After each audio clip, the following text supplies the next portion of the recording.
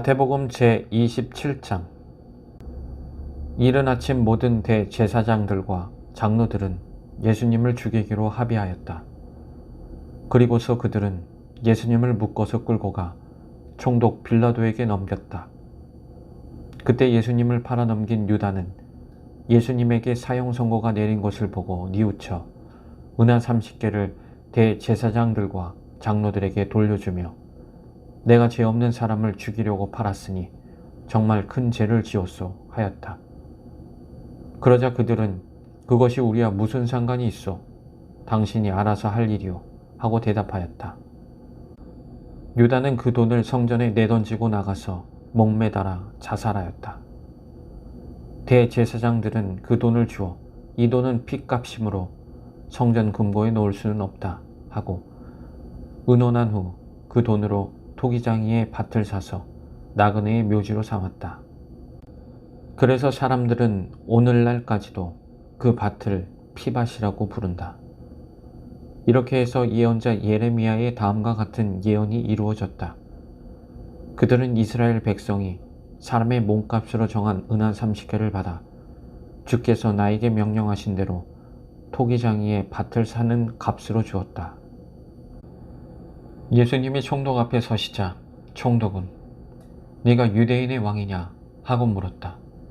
예수님은 그렇다 하시고 대제사장들과 장로들이 고소하는 말에는 일체 대답하지 않으셨다. 그때 빌라도가 예수님께 저 사람들이 너에 대해서 증언하는 말이 들리지 않느냐 하고 물어도 예수님이 전혀 대답하지 않으시자 그는 아주 이상하게 생각하였다. 명절이 되면 총독은 백성이 원하는 제수 하나를 석방하는 전례가 있었다. 그때 바라바라는 소문난 제수가 있었다.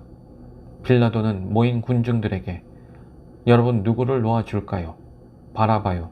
아니면 그리스도라는 예수요? 하고 물었다. 빌라도는 유대인 지도자들이 예수님을 시기하여 자기에게 넘겨준 것을 잘 알고 있었다. 빌라도가 재판석에 앉아 있을 때 그의 아내가 사람을 보내 이런 말을 전했다.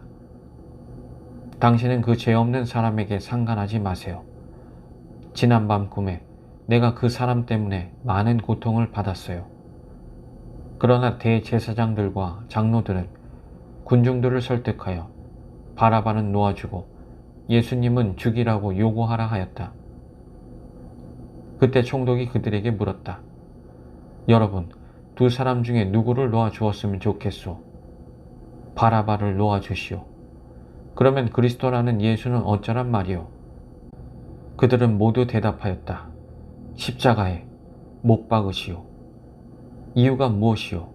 이 사람이 무슨 죄를 지었소? 하고 빌라도가 다시 묻자 군중들은 더욱 소리를 지르며 십자가에 못 박으시오 하고 외쳤다.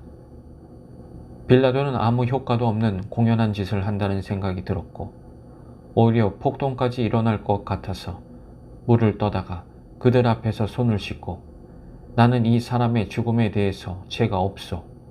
이것은 여러분이 책임을 져야 할 일이요 하였다. 그러자 모든 백성들이 그의 죽음에 대한 책임을 우리야 우리 후손에게 돌리시오 하고 외쳤다.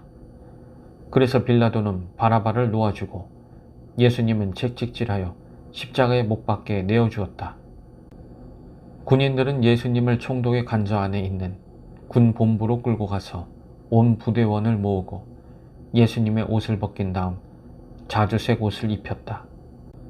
그리고서 그들은 가시관을 엮어 머리에 씌우고 오른손에 갈대를 들리고는 예수님 앞에 무릎을 꿇고 조롱하며 유대인의 왕 만세 하고 외쳤다.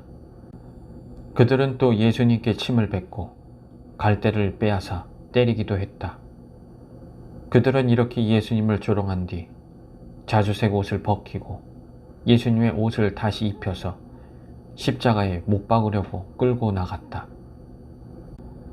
그들은 나가다가 구레네 사람 시몬을 만나 억지로 예수님의 십자가를 지고 가게 하였다.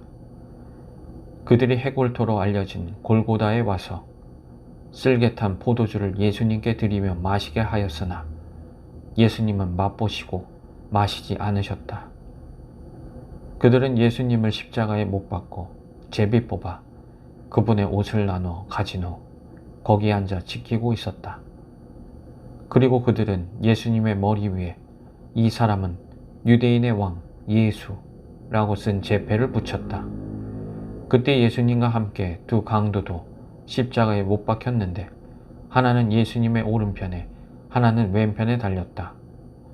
지나가던 사람들도 머리를 흔들며 성전을 헐고 3일 만에 짓겠다는 자야. 네가 하나님의 아들이라면 내 자신이나 구원하고 십자가에서 내려오너라 하고 조롱하였다. 대제사장들도 율법학자들과 장로들과 함께 예수님을 조롱하며 남은 구원하면서 자기는 구원하지 못하는군. 이스라엘의 왕이라는 자야. 당장 십자가에서 내려와 보아라. 그러면 우리도 믿겠다. 하나님을 믿고 또 자기가 하나님의 아들이라 했으니 하나님께서 기뻐하신다면 이제 구원하실 테지 하였고 함께 못 박힌 강도들도 그와 같이 예수님을 욕하였다. 낮 12시부터 오후 3시까지 온 땅이 어두워졌다. 오후 3시쯤에 예수님은 큰 소리로 엘리 엘리 라마 사박다니 하고 외치셨다. 이 말씀은 나의 하나님 나의 하나님 왜 나를 버리셨습니까? 라는 뜻이다. 거기 서 있던 사람 중에 어떤 이들은 이 말을 듣고 이 사람이 엘리야를 부른다 하였다. 그리고 그들 중 하나가 재빨리 달려가 해면을 신 포도주에 적셔서 갈대에 깨어 예수님의 입에 갖다 대었다. 그러나 다른 사람들은 내버려 둬요. 엘리야가 와서 그를 구원하나 두고 봅시다 하였다. 예수님은 다시 큰 소리를 지르시고 숨을 거두셨다.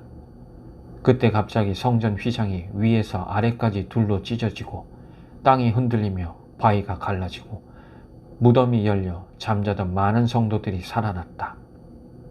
그들은 예수님이 다시 살아나신 후 무덤에서 나와 예루살렘에 들어가서 많은 사람들에게 나타나 보였다. 예수님을 지키던 장교와 사병들은 지진과 일어난 일들을 보고 몹시 두려워하며 이 사람은 정말 하나님의 아들이었구나 하였다. 그리고 예수님을 섬기며 갈릴리에서 따라온 많은 여자들도 멀리서 바라보고 있었다. 그들 가운데는 막달라 마리아, 야고보와 요셉의 어머니 마리아, 세베대의 아내가 있었다. 날이 저물었을 때 아리마대 사람 부자 요셉이 찾아왔는데 그도 예수님의 제자였다. 그가 빌라도를 찾아가 예수님의 시체를 요구하자 빌라도는 내어주라고 명령하였다. 요셉이 예수님의 시체를 가져다가 깨끗한 모시천으로 싸서 바위를 쪼아내어 만든 자기의 새 무덤에 넣고 큰 돌을 굴려 입구를 막아놓고 갔다. 무덤 맞은편에는 막달라 마리아와 다른 마리아가 앉아 있었다. 이튿날 곧 안식일에 대제사장들과 바리새파 사람들이 빌라도에게 몰려와서 이렇게 말하였다. 각하, 그 거짓말쟁이가 살아있을 때 3일 만에 자기가 살아난다고 말한 것을 우리는 기억하고 있습니다.